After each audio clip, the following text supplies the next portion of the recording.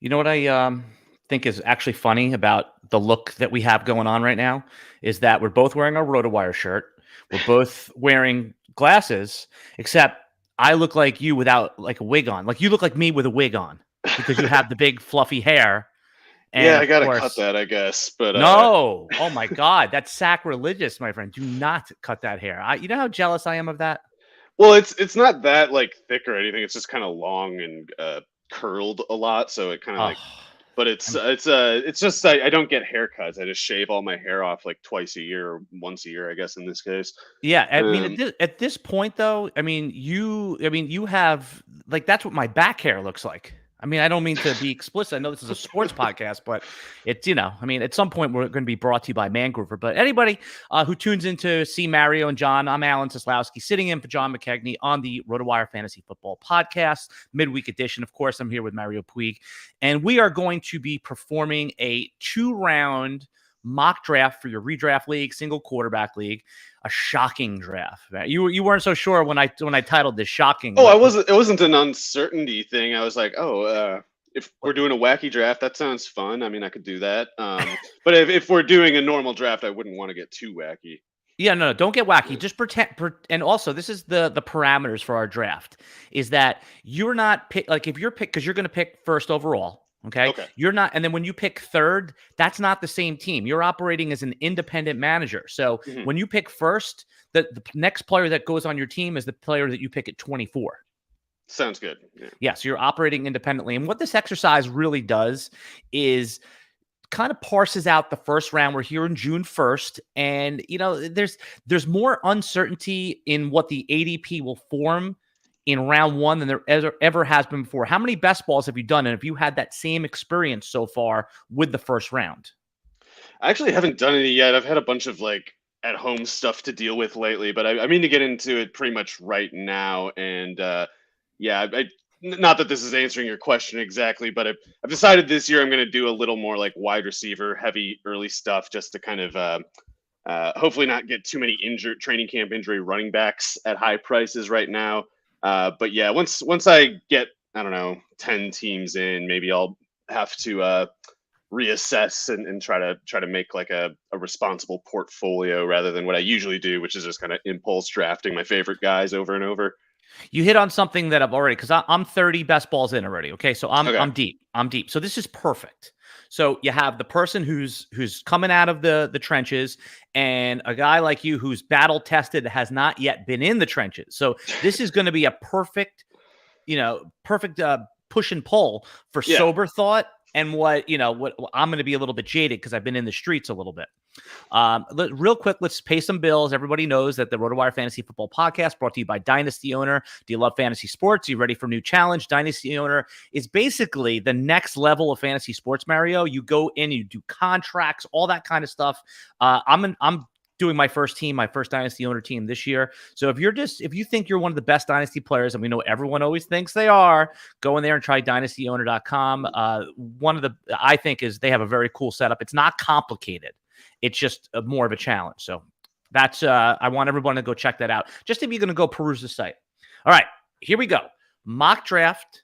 This is going to be 1 QB PPR. Any other questions before we start? No. Yeah, I think I'm ready. All right, you're on the clock at 1-1. This is a $1,000 draft. This means something. Who would you take at the first pick overall? Well, I would take if I'm only doing like one team, I'm taking Jonathan Taylor for sure. If later on, if I'm at like 10 teams and I got 6 Jonathan Taylors, I might have to switch things up a little. But at the first pick, if I have one bullet, I'm definitely going with him. Okay, yeah, that makes a lot of sense. I think he is basically developed as the consensus 1-1 at this point, right? I mean, there is, Yeah. And yeah, you gotta, I guess, like I said, if you get too much exposure to him, maybe you switch things up a little bit. But I just, for all the ways it could go wrong, there's of course the threat of regression just inherently, and there's other great running backs in the league that could have big seasons and surprise us. So he's not a lock to finish first among running backs or anything, but I think his range of outcomes is generally the highest among all the players. I used to always say that when people took Adrian Peterson number one. I said it's not. You're never gonna like people that are expecting Adrian Peterson to finish as the RB1 in those years. I think they were misguided. It's that he's a lock to finish as a top 6 running back, and that's what you love about Taylor. That's kind of the thing with like Mike Trout in baseball. Past few, or not so much this year or last year, but before that, it's like he'd always finish like second or third, but you'd always take him first because the 2 and the 3 would switch so much. Yeah, you don't have to name the player, but is there anyone else that you could say yes or no here? Would you consider it 1-1 if you wanted to switch it up a little bit and that you would feel good? Yeah, it would be pretty much all receivers, I think, for me. Otherwise, I mean, Taylor, like Dalvin Cook and McCaffrey, if everything goes right. But I worry about certain things, durability with Dalvin, durability, and even more so the team with McCaffrey. So if I'm pivoting off of Taylor at 1, if I've had a few teams at the first spot and I already got a Taylor share or 3 or 4 or whatever, then it's Justin Jefferson, Cooper Kupp, and Jamar Chase are all candidates at that point. No table talk here, Mario. No table talk. You got to let the board play out as it is. All right, I'm on the clock at pick 2. And, oh, by the way, if this was a Superflex redraft league, would you go quarterback or would you still take JT here? I'm just curious. I don't mean to claim to have any Superflex or 2 QB expertise or anything, and I don't know if that makes me a bit of a mark in that setting, but I would take quarterback just because I get so scared thinking about what might be left, and I can't work through a scenario in my head where I feel safe, so I take one for security reasons, basically. Okay, here's where the shocking draft comes in, because and when I say shocking, I'm not just taking this player at number 2 to shock the world. I've actually done this in the best ball drafts where I have the second pick, and a lot of sharp guys like yourself are taking the receivers. I'm taking Najee Harris for the exact reason that I just told you before. You can't win your fantasy football draft in the first round, but you certainly can lose it. There is no doubt in my mind that every single week, Najee Harris has proven durable and that he is going to be ranked in all the weekly rankings as a top 8 guy every single week. Now, I know there's some quarterback uncertainty. To me, that's even better for Najee Harris. And there's higher upside guys who I'm sure we'll get to, but in round 1, the first shocking pick, but this is actually a player I would take, is Najee Harris. I've gotten some squinty eyes when I've taken him based on the logic that I've provided that he's a safe pick in the first round. What do you think? I think your reasoning is totally sound. And like you said, you can definitely lose your league in the first round if you step on one of the landmines. So in Harris's case, you do worry somewhat about the explosiveness in general, and certainly the quarterback, I guess, is maybe a bit of a concern. But like you said, with his workload that he's certain to have, it basically would require injury for him to be the reason that he was a landmine in the first round, and that applies to any player. Yep. Okay, you're on the clock at pick number 3. Yeah, I'm gonna have to go with Justin Jefferson. I don't know if I think he has last year's Cooper Kupp season in him. I don't really. It's just that I kind of I think Jefferson is a super consistently high ceiling and high floor player who it's almost like, to me, he's one of the wide receiver categories of the Harris kind of consideration, like you mentioned, because there's just no way that you can imagine the Vikings offense operating without Jefferson pushing 10 targets a game, and he is almost a lock to be one of the most efficient receivers in the league too.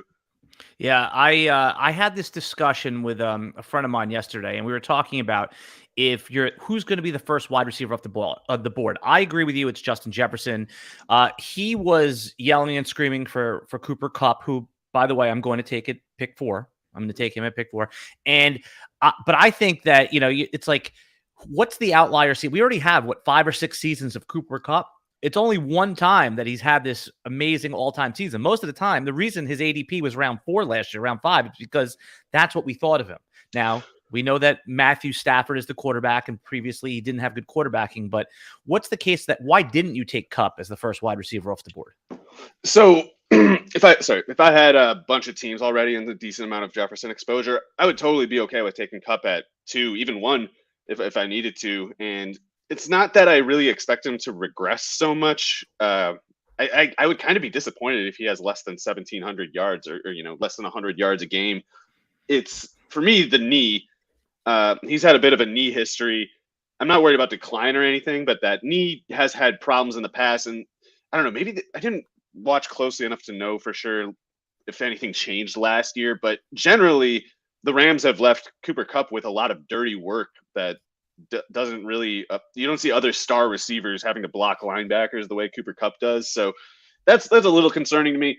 But if he's able to play, I think he's infallible. I don't think there's anything that can stop the way him and Stafford were working last year. I mean, everything gets adjusted to eventually, but I don't know. I can't remember the last time a receiver was just that unstoppable, who wasn't like a, Randy Moss case, like just winning because they're such freakishly fast and great leapers, whatever else. Like Cooper Kupp was just, defenses could not figure it out, and I don't think they really can. So he needs to get hurt to fail. And of course, we got to be basically optimistic, I think, with these guys. Yeah, I mean, that's the caveat for every pick. Obviously, injury. I mean, injury is a strategy in the first round because running backs do get hurt more often. But most of the time, those are the guys that win your league. Cooper Kupp certainly won people their league. If you had Cooper Kupp, you made the playoffs. If you had Cooper Kupp and didn't make the playoffs last year, things went incredibly wrong, So I think one of the best signings of the offseason, non-quarterback, obviously Russell Wilson, to me, is the best signing. But Allen Robinson, I mean, that is such the undercover great signing. How do you think Allen Robinson and his end zone, how do you think that affects Cooper Kupp this year? Yeah, it's a tough one for me to think through because I don't really think they had a wide receiver function in the offense last year that will look like the way they use Robinson. Like, I think Robinson's addition opens up new possibilities, some functions that they didn't really show last year, because Allen Robinson isn't really an underneath laterally oriented receiver the way Robert Woods was. And I don't think they're going to get good results if they try to set up some of those borderline, screen pass, these drag routes that Robert Woods would run, where he gets the ball at like 3 yards past the line of scrimmage and runs for another 12. Robinson's okay at that. He's not like terrible after the catch. I mean, earlier in his career, he had pretty good runs, I think, if I remember right. So the thing is, Woods is really good at that stuff, and Woods is not as good at the downfield stuff as Allen Robinson is, and especially if you're thinking like, going one-on-one with a corner on the sideline. That's a Robinson situation. Like that's a situation Robinson can capitalize on better than Woods. So I almost am imagining less lateral route running in the offense next year, maybe more trying to like isolate vertical routes, probably a lot of like option routes and stuff like that. I'm not super familiar with the way they handle their route combos, but there might be a lot of plays where Stafford kind of has just the freedom to, and the receivers too, have the freedom to kind of do like hot route, option route stuff, where they kind of determine where they're going to run based on the defensive leverage. And I can kind of imagine them setting up a bunch of attempted one-on-one matchups and utilizing the run threat to like kind of keep safeties off of one player each play, and then Stafford kind of just looks for that one player each play. And if you leave Robinson in single coverage, especially on the boundary, I would say that's just tough for a defense to stop, and it probably more threatening than Robert Woods was last year before he got hurt, of course. My feeling is that Cooper Kupp was a set it and forget it player in DFS last year. I mean, it was similar to like the year that Le'Veon Bell and David Johnson, like put them in your lineup, doesn't matter what it costs, and then figure out the rest. My concern, I guess, with Cooper Kupp is that, everyone saw what happened. They're going to pinch on him a little bit, and that's going to, not shut him down. Cooper Kupp's still going to be a monster, but it's like, are we going to have games where they're Allen Robinson games, and we have Cooper Kupp where before you'd put him in, you'd have your, lock in 24 points for fantasy. Now you're going to see a few of those, 6 catches for 30 yards, but Robinson has 8 catches for 102 touchdowns. I think, once or twice a year. And again, that shouldn't deter you from taking Cooper Kupp, but I mean, what's a reasonable touchdown projection? If you want to get to 1,900 yards, it's like you said, you basically can have no down games. So even one down game is enough for Kupp to miss last year's, historic course. So I think he was due to have like a little bit less production anyway. I don't know if it would be because of Robinson exactly, as much as just kind of it's impossible to play at a Hall of Fame level, like 20 games in a row. Eventually you're going to have an off day. Yep. Are you familiar with reality sports, Mario? No. Reality Sports is a powerful fantasy sports platform where owners get to build and manage their own fantasy team like a NFL general manager. It's time to go and see what all the buzz is about in the Dynasty community. Free agency, multi-year contracts, rookie draft, multi-team trades, franchise tags. Think it sounds complicated? It's not. The best thing about Reality Sports Online is you are like a fantasy front office. So it's basically takes the same amount of time, but it requires more strategy. That's what I like about Reality Sports. Think you're among the fantasy elite? Well, this is the platform for you. Still not sure? You could test out your general manager skills for free in a mock free agency auction. That sounds cool. If you like what you see, use the promo code RotoWire and receive 10% discount on your team or your league today. Fantasy just got real at realitysportsonline.com. See how I worked that in? It's pretty slick. All right, Mario. We're doing a 2-round single QB mock draft. You took Jonathan Taylor 1. I took Najee Harris. Shocking pick. You, of course, took Justin Jefferson. I think so far the best pick on the board. I took Cooper Kupp, and you were on the board with pick number 5. Who are you taking? Yeah, I'll go with Jamar Chase here. I do have him behind Justin Jefferson and Cooper Kupp for target volume reasons, but if, especially in best ball, if I've got a bunch of Jefferson and Kupp exposure and Jonathan Taylor exposure, even I could take Chase as high as 1 if I'm really cornered into it, if I really need to get some exposure. But ideally, I think 5 would be a fortunate spot to get him. I think probably he's usually gone by 4. I would imagine. I might be making that up, but here I'll give you in a sample of 1 right here. Jamar Chase went at pick 8 in my last best ball. Okay, well I probably intend to get a good amount of Chase picks then this year. Yeah, the reason why I think that there is some market hesitation on Chase, and pick 8 is not market hesitation, but the reason is that everybody, the sharp drafters, saw Chase go away for a few weeks. Like just what we talked about with Kupp, this actually happened with Jamar Chase. We saw T. Higgins like for 4 or 5 weeks. He was the guy, and Chase was, an 11-point fantasy point guy. So it's not that we think that Jamar Chase is not the best receiver on that team, but there are, we actually have a sample of 1 where we saw that go away. And your first round pick, you don't want any weeks. You want it to be what Cooper Kupp was last week. You want it to be what Justin Jefferson this week. But like I said, the case is clear. The upside is so massive for Jamar Chase. Yeah, I think the inconsistency you mentioned is like at once it's going to be ongoing, and also it's kind of insignificant to me just because you're getting him at a lower cost than with Kupp and Justin Jefferson. And the reason I had them ranked ahead of him is specifically because their roles are necessarily high volume all the time. There's no other way for their offenses to exist without those two pushing 10 targets every game. Whereas, and the reason for that is that Jamar Chase runs more difficult routes, basically. He runs farther downfield, which makes it more difficult to just get open in the first place. And it's more difficult. It's more difficult for the quarterback to throw those routes accurately. So it's easier for Jamar Chase to, have a dud game because that 60-yard touchdown he normally gets was a little bit off in the wind, or Joe Burrow just kind of like got hit when he threw it and it wasn't quite there. So that kind of stuff can knock off Chase. But with Cooper Kupp, it's like if that play happens, that's fine. They'll get him on a 7-yard curl the next play, and he'll run for 10 yards after the catch. Right. And what Cooper Kupp does also, he gets like 1 or 2 runs a game, too, which is like little end around, or he'll have a rushing touchdown here and there too, which again, over the course of a season adds up. Yeah. And so it's like, I definitely agree that there's an inconsistency variable with Chase that doesn't apply to the other two, but since he costs less anyway, I think it's just kind of like, if we could get Justin Jefferson at 8, it'd be great, but it's just, no, that's not happening. That's not happening. Yeah. So so I'm on the clock here at pick 6. And anyone who's heard any of the podcasts I've talked about, I've sworn off Christian McCaffrey in the first round, but your real rankings come out when you're in the draft room. And when he's been falling to 5 and 6, I have been taking him. There talk about that, what I just said at the beginning of the pod, where like you can't win your fantasy football draft first round, but you certainly can lose it. Christian McCaffrey, there is some question marks now about durability after 2 seasons. And it sounds like that he's not going to play a preseason game. And you could easily see the case where they brought in Foreman to maybe, take goal line touches. He is a pretty good back. So I'm going to take McCaffrey at 6, but I'm interested to hear your feedback on how Foreman affects us at all.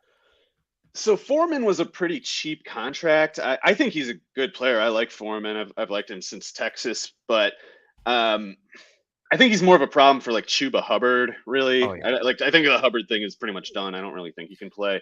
But you're right. At the very least, Foreman makes sense if they got if they got a 2nd and 2 and they decided we're going to run it 2 times. It makes sense to put in Foreman there because you're running him right into a wall.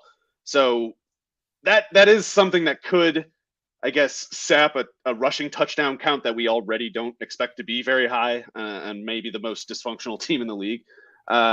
We'll see who gets that particular title, but I got to make the Panthers the favorites because I think they are completely tail spinning in every sense as an organization. I think everything's wrong there.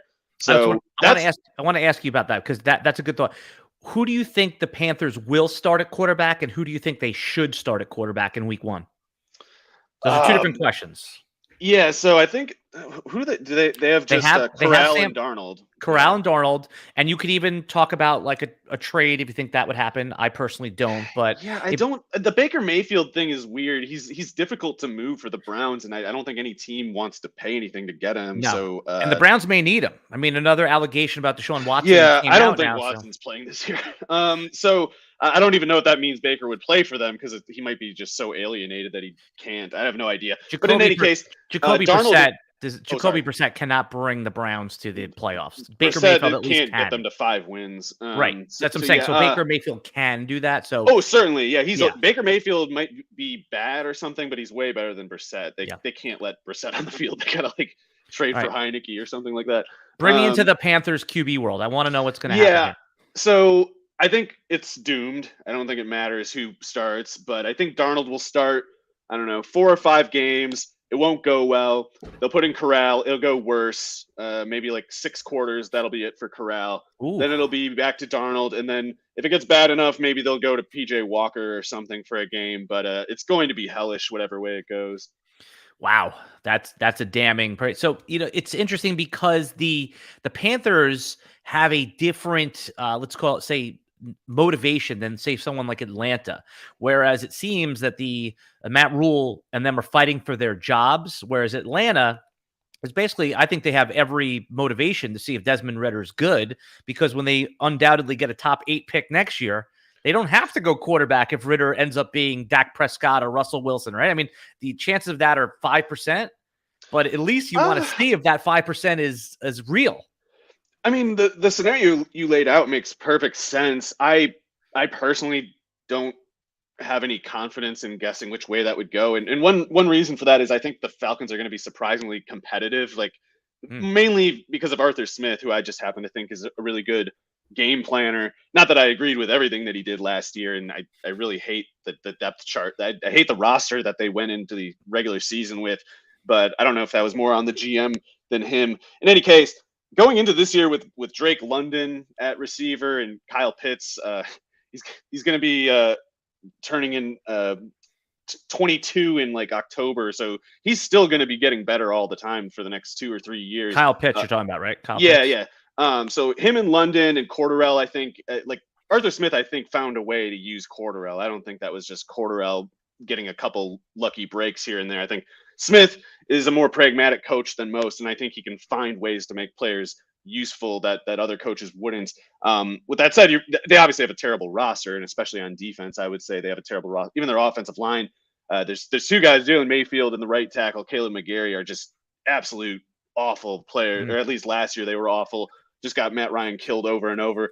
Marcus Mariota can only take so many hits, of course, so he could just give way to Ridder for injury reasons with that offensive line. But man, I don't know. I think they might be kind of like the Lions were last year, where it's like they're of course expected to lose pretty much every game, but I think they might cover more than people expect, and they might even win more games than people expect, just because I think they might be the kind of team where you will beat them if you show up as the opponent and you do what you're supposed to. But if you show up flat, if you're sleepwalking into the game, they'll, I think, beat some teams that didn't think they were going to lose them against them. All right, Mario. Yeah, no, it was me. It was me. Oh, my so bad. you're on the clock at pick 6, and what I'm gonna give a little behind the scenes here. Your host right here just spilled coffee on my keyboard, so I'm not gonna interrupt. Yeah, it's okay. It happens. It happens. Sorry. So I want you to make your pick. I want you to break down that pick, but all I'm doing is right here. I'm gonna go grab a towel and clean it up. It's no big deal. All my equipment's elevated, but it is annoying. So make your pick, and I will be back in less than 30 seconds. Okay, keep going. Make your pick. All right.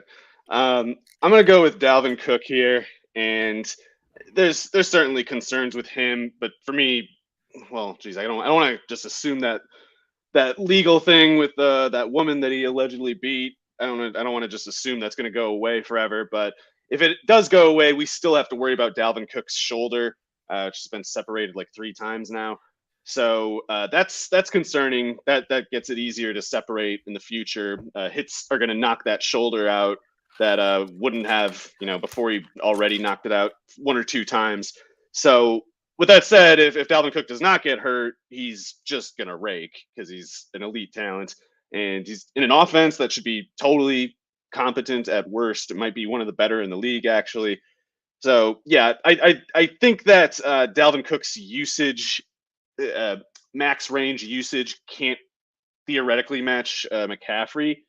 But I think Dalvin Cook is going to be so much closer to scoring range with every touch that he gets. And as a pure runner, I definitely think he's ahead of McCaffrey at this point. I think you might be muted. You see, sorry about that. And again, you see me cleaning up over here. It's crazy. Spilling coffee on your keyboard right here is never good. Is it hot coffee?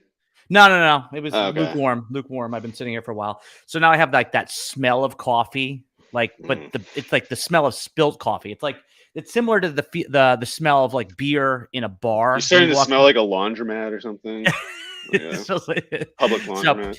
So your pick of Dalvin Cook, the show must go on. We're professionals here. The pick of Dalvin Cook is a sharp one. I wouldn't even blame anyone for taking him as the second running back off the board. He's so undervalued, and he's actually in our Dynasty section, which you and I put a lot of content on RotoWire.com. By the way, you can try RotoWire right now for free. Premium, get all our rankings, get Mario's Dynasty rankings, his projections, his articles, our premium podcast. I do the Superflex rankings. Get all that for free right now. RotoWire.com/try.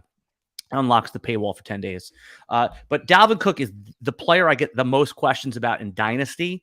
And what I tell people is because everyone wants to get out on the premium asset who's 26 going on 27 years old before they have no value. Like they think of him as like he's going to be Melvin Gordon next year. Not true, right? So I think an edge in Dynasty is to take a look at the redraft rankings and take a look at the ADP for the Dynasty startup rankings and look at which players have the biggest chasm. And those are the screaming buys. Now, Dalvin Cook is RB4 in redraft, and he's RB14 in Dynasty startup. That may not seem like a lot, but at the top of the rankings, that's like a lot to me. Yeah. So do you agree that Dalvin Cook is one of these guys that's being prematurely discarded by the Dynasty market? So not to give you a cop-out non-answer, but like one of the interesting things about Dynasty is there's so many answers that, might turn out to be wrong, but at the time are totally fair and justified. There's such a wide range of outcomes. There's only so much we can know. And some of these things that we have to guess with such little information on pertain to these really volatile players like Cook. And I mean volatile mostly in a positive sense in this case, because it's like he could be the top overall finisher in fantasy, and he could do it for the next, this is not likely, but like he could do it for like the next 3 years before he really starts to decline. And with that said, he also could go out in week 1, separate his shoulder for a 4th time, and kind of just have like an arthritic shoulder or something, and never really never play more than like 12 games in a season or something like that. So there's with him, McCaffrey too. McCaffrey especially, I mean, it's like he could finish number 1 by a large distance, or he could finish with 4 games logged. So though it's really easy to be either right or wrong, either very right or very wrong with any of these players like this. So pretty much every viewpoint is permitted, I think. But if he's really going at like the 14th running back price, I think that means it's a good market for trying to win now, I guess. Yeah. I mean, you get him in the third round of the startup drafts where everybody, where people are reaching up for Javonte Williams. And, I mean, if you're Cook's going to have like twice as many yards from scrimmage this year. Dude, Javonte Williams was RB 17 last year. I mean, there's not really a great case for him to be higher than that. I mean, what, RB 13? And you're projecting him. Melvin Gordon is Frank Gore, right? He's very capable. He's like, the team loves him. He can pass block, and he does everything well enough to cap the fantasy ceiling of a young running back. So I mean, you could see Melvin Gordon having that type of a career, right? Where he's the new Frank Gore. So that would only be surprising to me for the reason of Frank Gore might have been kind of just like a one of a kind, like, I don't know if he's like a gym rat or what. I don't know why he lasted so long the way he did. It's because especially that guy like tore his knee up like 3 times in like from like age 19 to 20, and then he plays until he's like 37. No one expected that at the time. So anyway, Melvin Gordon is Melvin Gordon I think is going to be a hindrance to Javonte Williams, and if Melvin Gordon gets out of the way, Javonte goes nuts. But in the meantime, if you're trying to compete for this year, Dalvin Cook I would say for the next 2 years, Dalvin Cook needs to get hurt for Javonte Williams to catch him, I guess is where I'm going. So here is why I think Dalvin Cook, your pick at pick 7, is a better pick than my pick at pick 6 with CMC in redraft. Is because what do we know about Dalvin Cook? People ding him for his injury history, right? They say, but so if we're going to reasonably project number of games for Dalvin Cook, would you say 13.5 is a fair number? Yeah, I think that gives him a bit of a margin. It's like as long as that shoulder doesn't get knocked out again, he should be kind of okay. I know he had the hamstring a couple times, but I'm saying if you're in charge, right, Mario Puig is in charge of projecting the reasonable number of games for Dalvin Cook this season. What are you setting that number at?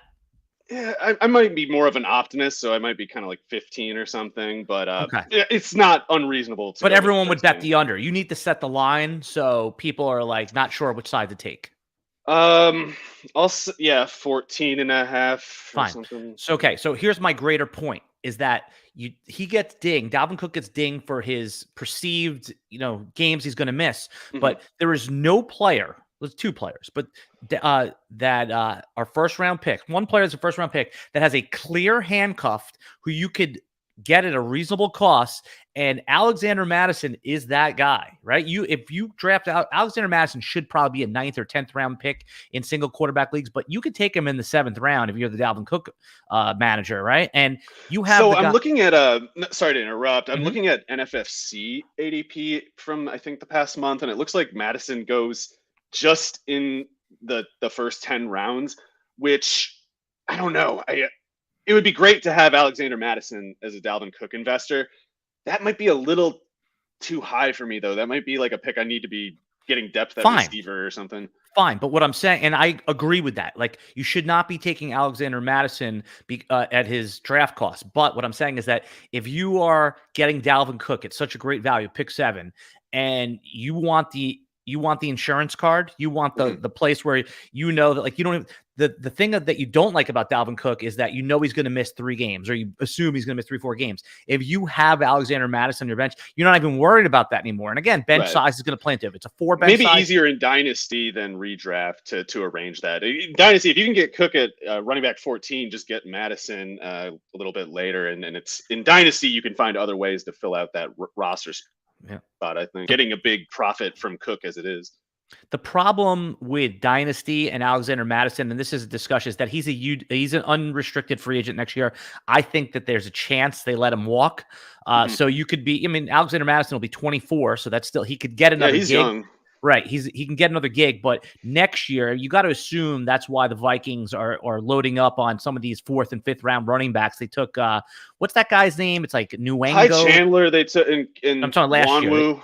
year. So those guys again, they'll see, and if they don't work out, they'll just draft again in the 4th or 5th round. So you have to see that they're already starting to fill the coffer to back up, because Dalvin Cook's not going anywhere. So it's an interesting debate. But what I really like about Dalvin Cook is if you're a handcuff person, it's clear, because a lot of times it's not clear, I don't know if anyone, some people might be looking at that Chandler pick and thinking, oh, Chandler might be the backup. He's going to be competing with Wanwu to be the 3rd one, like special teams gunners.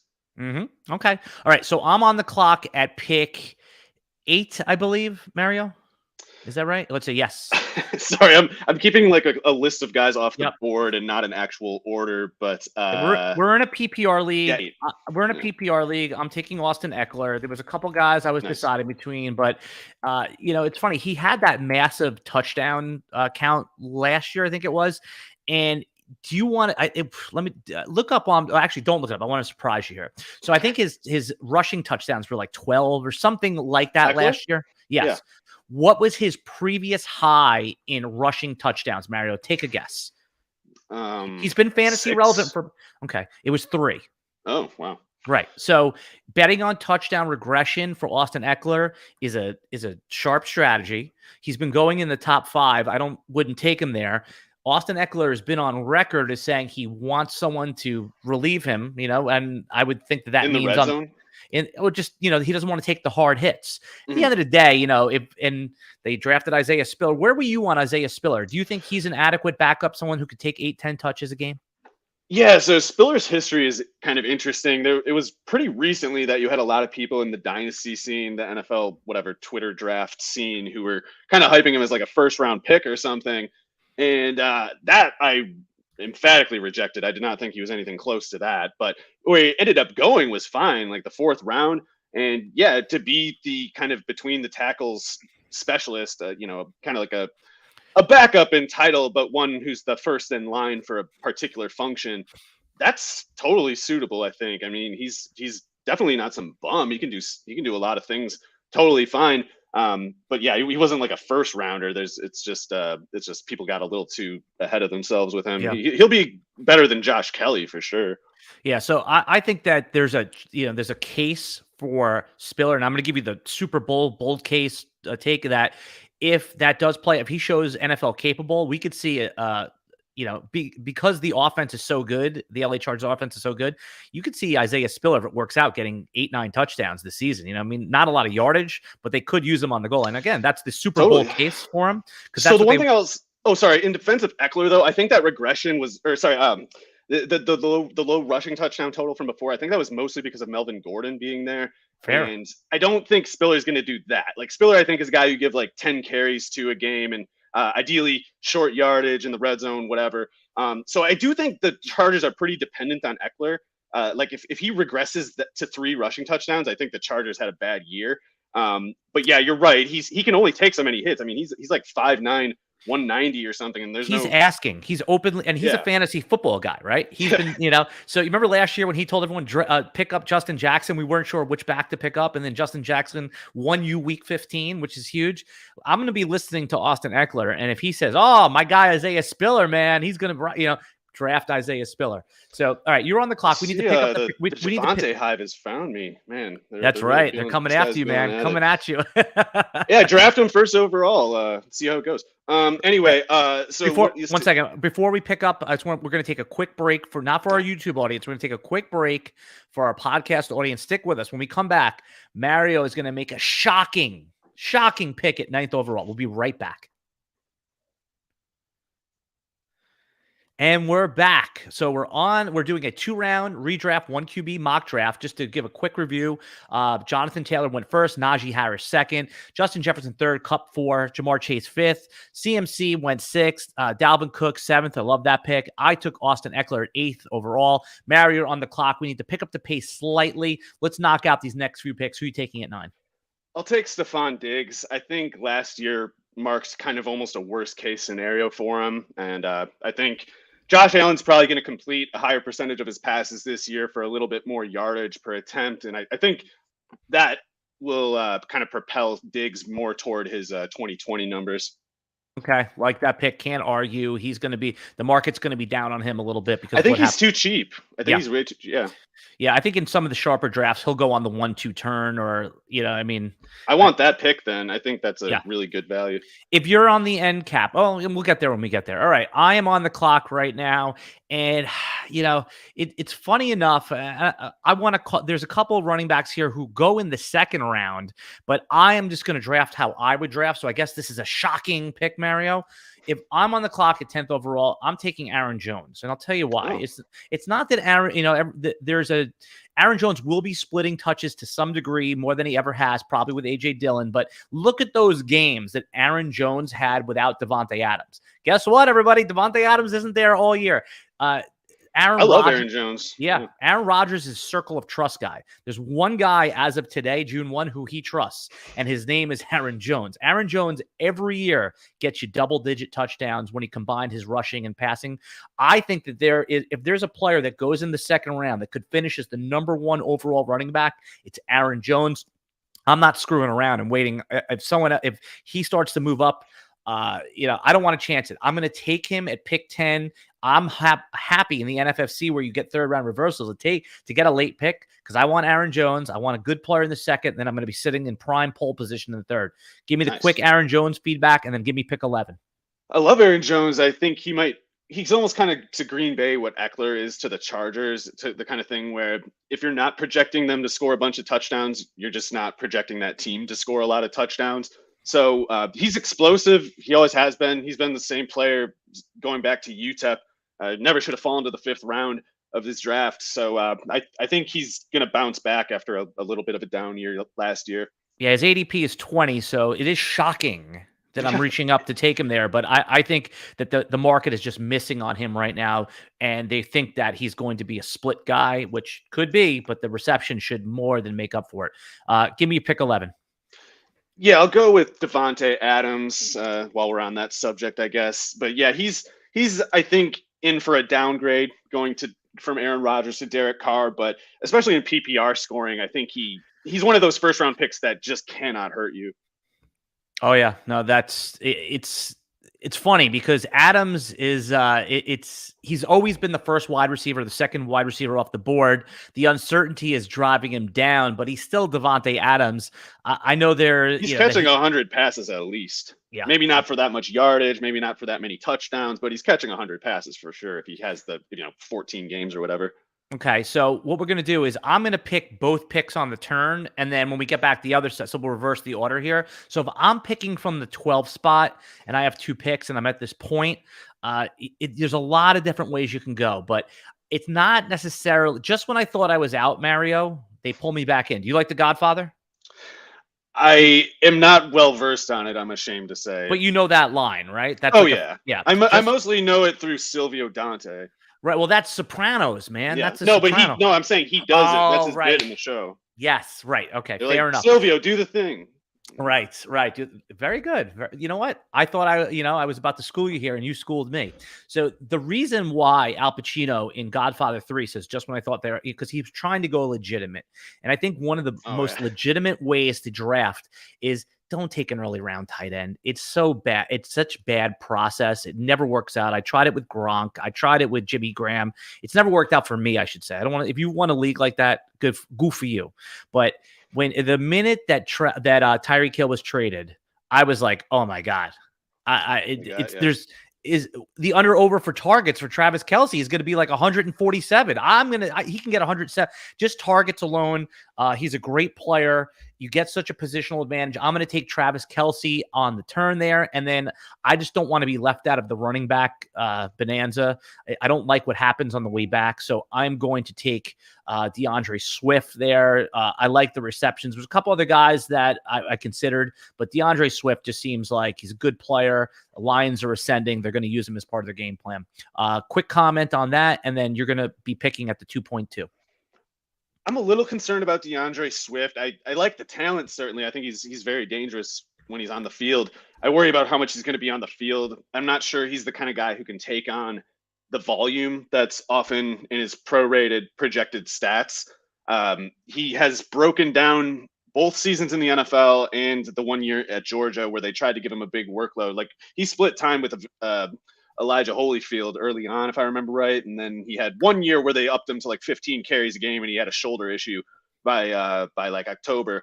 So I'm concerned for that. But yeah, if he stays on the field, they're going to keep giving him targets. I mean, he's a he's dangerous when he's out there. That's the one thing I'm concerned about. I agree with you. He's got a lot of concerns, but you just don't want to be the pass catching running backs do have a certain degree of insulation, but it's not a pick I love to make. He can do Eckler stuff if the offense is healthy enough. Right. There is a case for him. So, okay, you're on the clock now. 2.2. All right, I'll go with Joe Mixon here. I don't think he's a great running back or anything, but the usage is just so high and such a high scoring offense. It's kind of just one of those picks you don't need to worry about too much.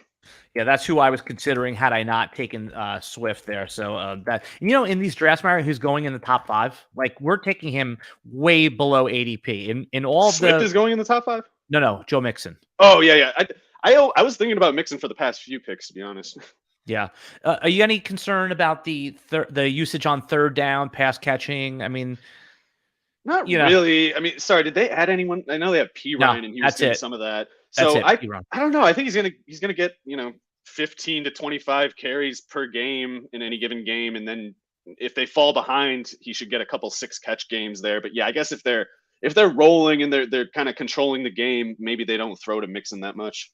Yeah, but I agree with you that it's such a workhorse, and the offense is just so good. I mean, they're going to be. If it was P. Ryan, I'd almost if like Mixon wasn't on the team and it was P. Ryan in the role, I'd take him here too. It's such an envious role. Yep, absolutely agree with that. Okay, I have CeeDee Lamb at 2.3. It's all set up well for CeeDee Lamb to get high target volume. Mari Cooper left. Dalton Schultz is the only other viable target, which we don't agree. He's not like super athletic or anything like that. The offense will still roll through Zeke, but with Michael Gallup set to miss at least till Thanksgiving, and then the only other player they really have there, Noah Brown, who was okay, and then they James have Washington and Jalen Tolbert. Pretty much, yeah. Tolbert, rookie. I mean, you got to think that CeeDee Lamb. This is if it's going to happen. I love CeeDee Lamb. Yep, if it's going to happen for him, this is the year, right? I mean, there's nothing in his way to prevent him from 140 only concern targets. that I have is Mike McCarthy, but I don't know. They're so dependent on getting Lamb targets that it's almost like he can't really screw it. If they screwed it up last year by trying to get Cooper targets, like they were trying to force the ball to Cooper a little bit to keep him happy late in the year. That was, I think, leaving Lamb with some of the higher difficulty routes.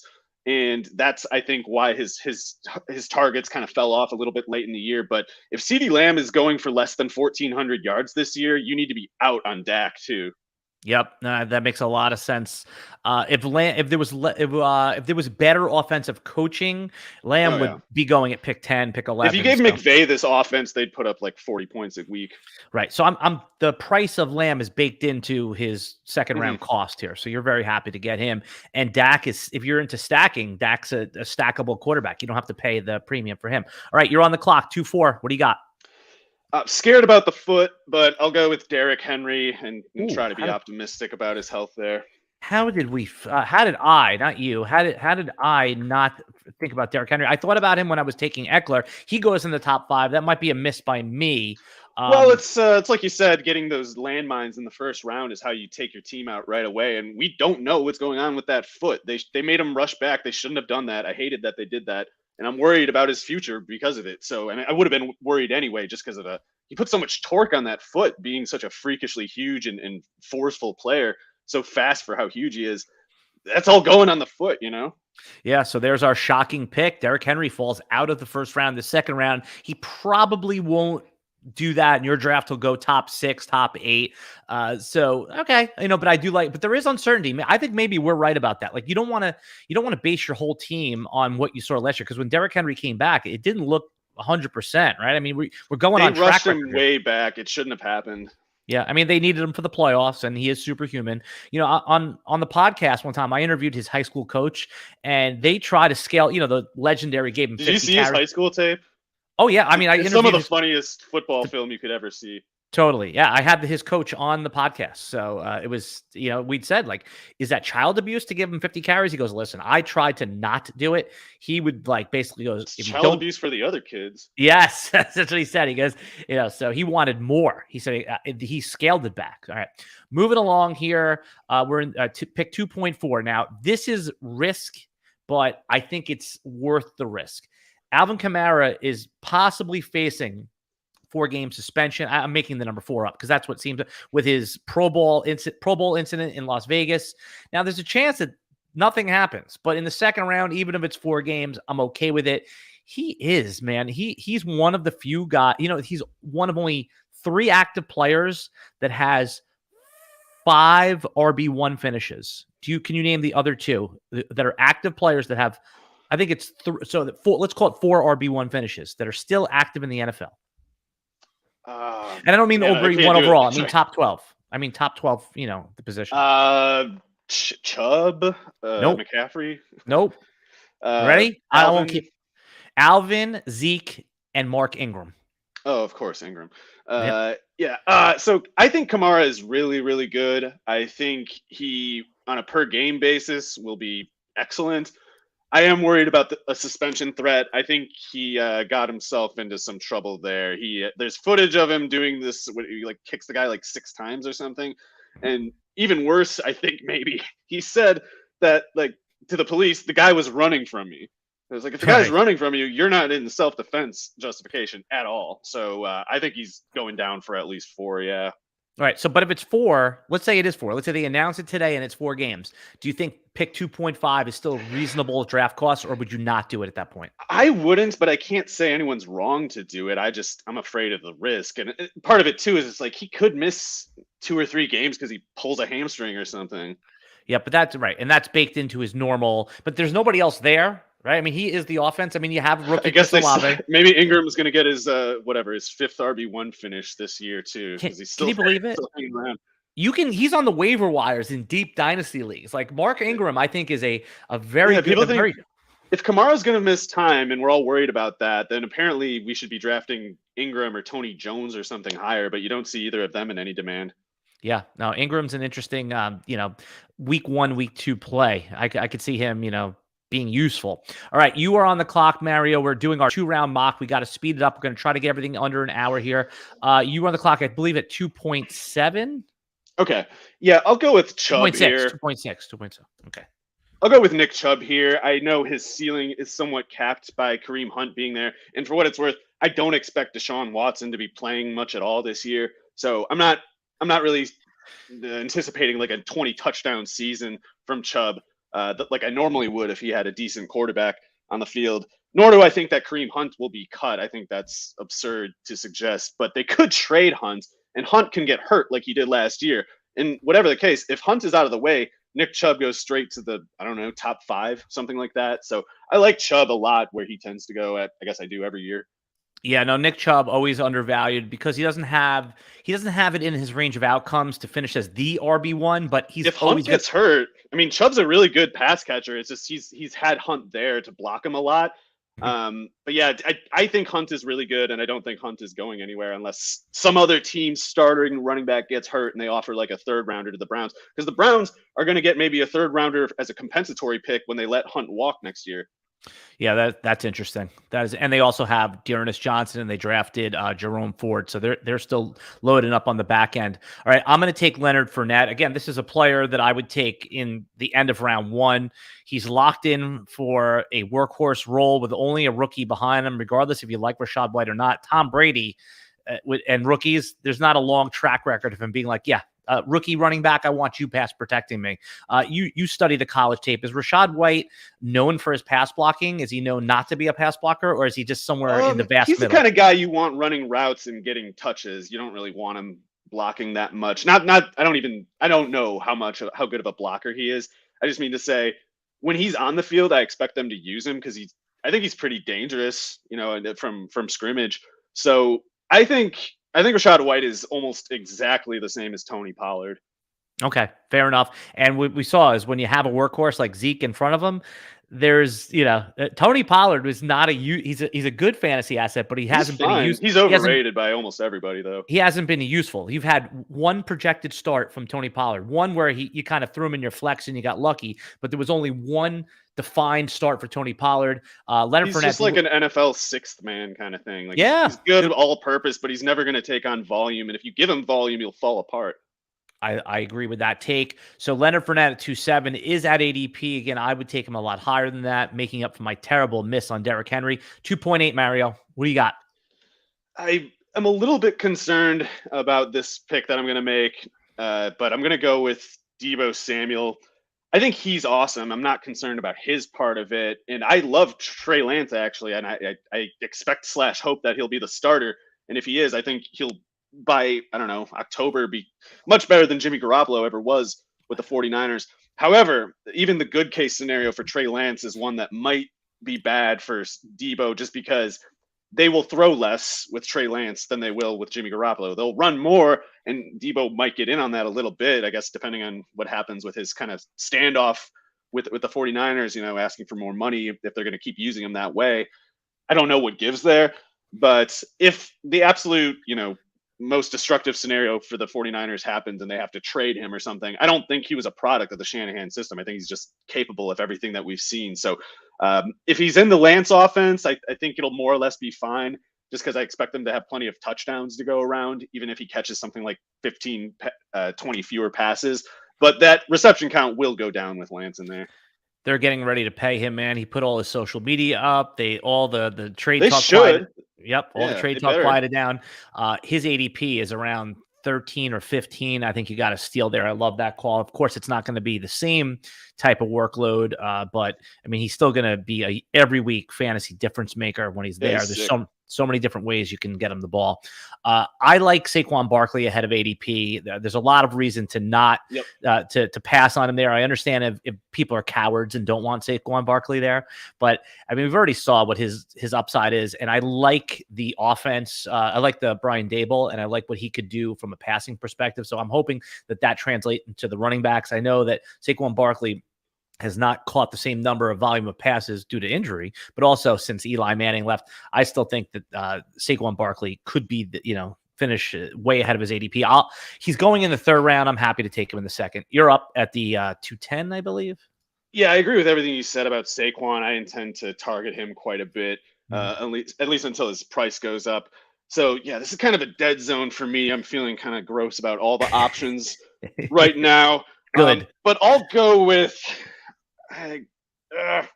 I'll go with Mark Andrews.